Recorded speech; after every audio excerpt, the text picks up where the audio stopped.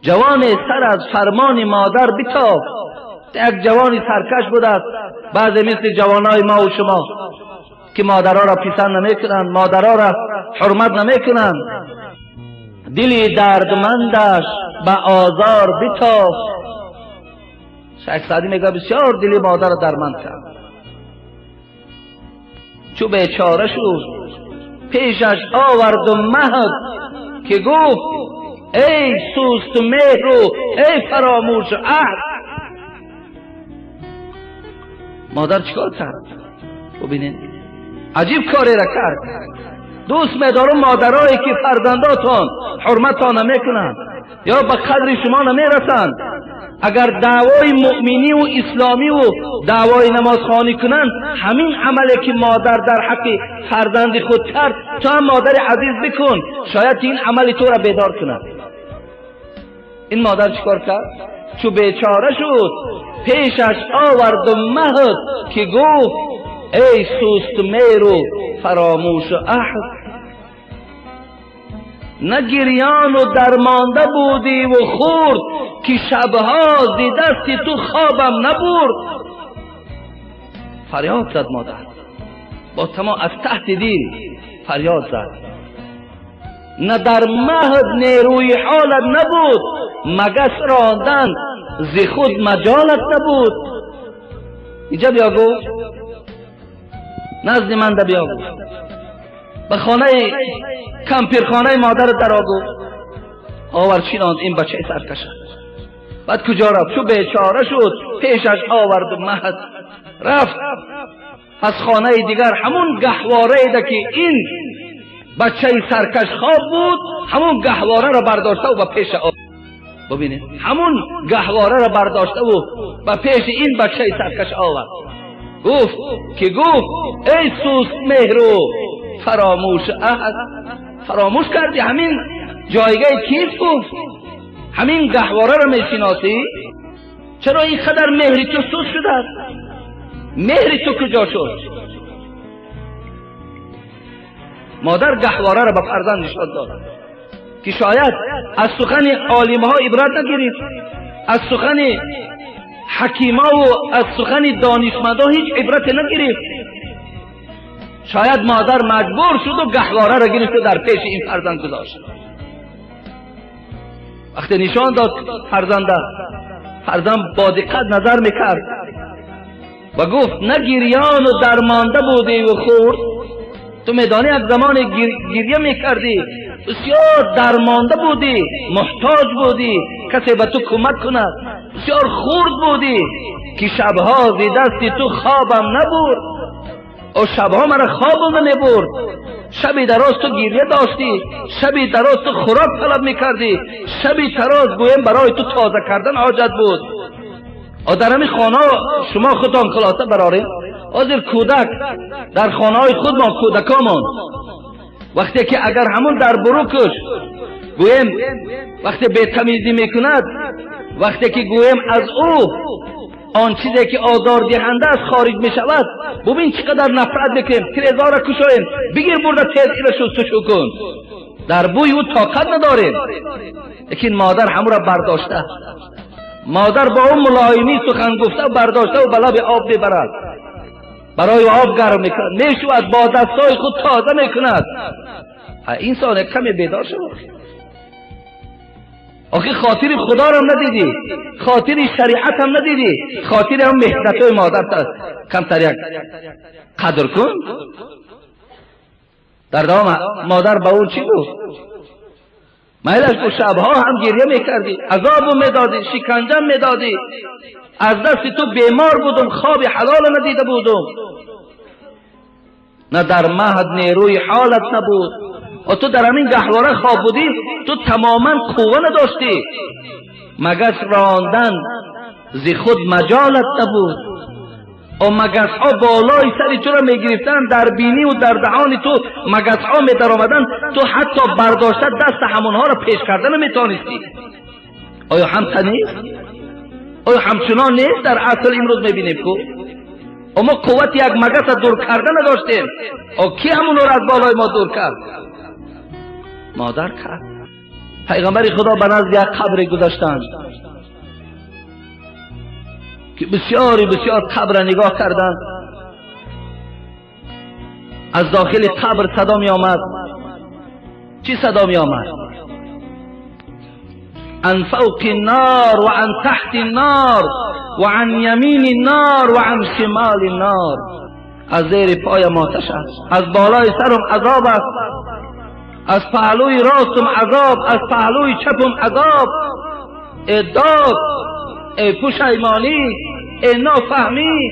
داد میگفت. حبیب خدا وارد راحت و عذاب قبر میدانست پیغمبر ما.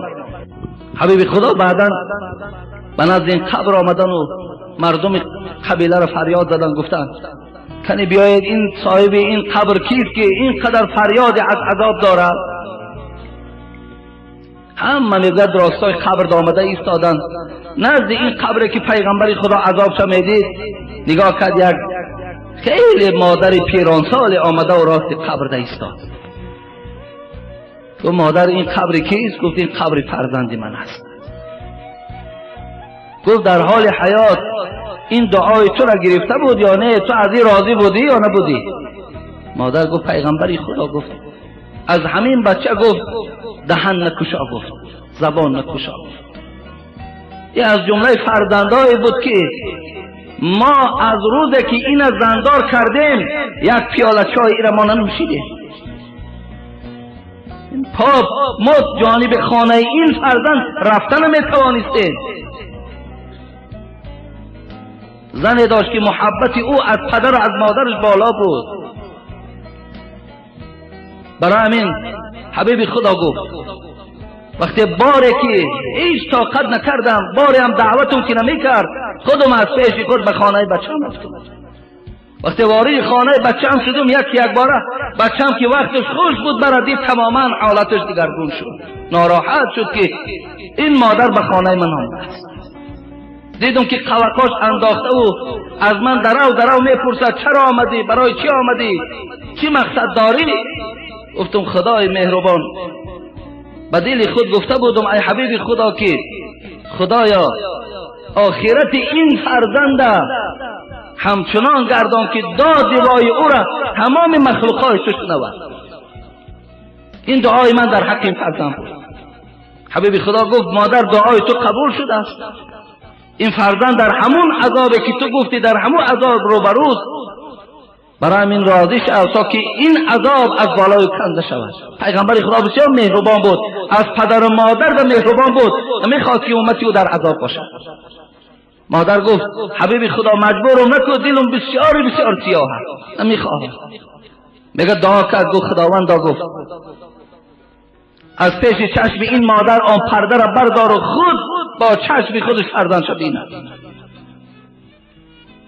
راویای کتاب میگوید وقتی که پرده که از چشم مادر دور شد، مادر حال فرزند که دید، همون مادری که طول چند سال در عذاب و در مشقت این فرزند گرفتار بود، خودش میگه در بالای قبر پرتافت. اون پروردگارا گفت اون عذابی که این فرزند دارد خدای مهربان از همه آن ناخوشنودی هایی که در حق من کرد همگیش بخشید و من راضی شدم.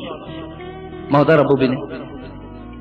بازی بله فرزندایی که از ما و شما هر گونه گویم در ملیسه خانه ها میغلطند، حتی گیرنی کش میشوند، بنگی میشوند، دیوانه میشوند، مادر رو ببین در همه حالت در دنبال او راست است. حالا که از او یگان فایده گرفته نمیشود، یگان حرمت از او چشم داشته نمیشود، لیکن مادر در دنبال او راست است. بچه من نگاه کنین و بچه من مهربانی کنین. دادر عزیز، قسم به بزرگی روز از روزها همه من وارد خانه قبر میشیم. آن چیزی که من گفتم از گوشت بیرون نکن. آن چی من از گفتم در گوشت به نام خدا، این کتابای خدا گفته است، اینا همه حقن، از گوشت دور نکن. برای یک مدت اندکی دنیا این مادر و پدر تا از خودت ناراضی نکن. هر جا میری پدر در حقم دعا کن که دوشنبه میرم، پدر در حقم دعا کن حج میرم، آچه جان فلان جا میرم، آچه جان در فلان جایم خواتیر نشو. برادر عزیز و گرامی، این دلتیری کردن مادر معنای او را دارد که این روشنی قبر توست، این برکات دنیای توست. دورای رسول اکرم صلی الله علیه و سلم میگه پیغمبر خدا دائم که آمد قوم نگاه میکرد که ها در قوم هستن یا نیستن.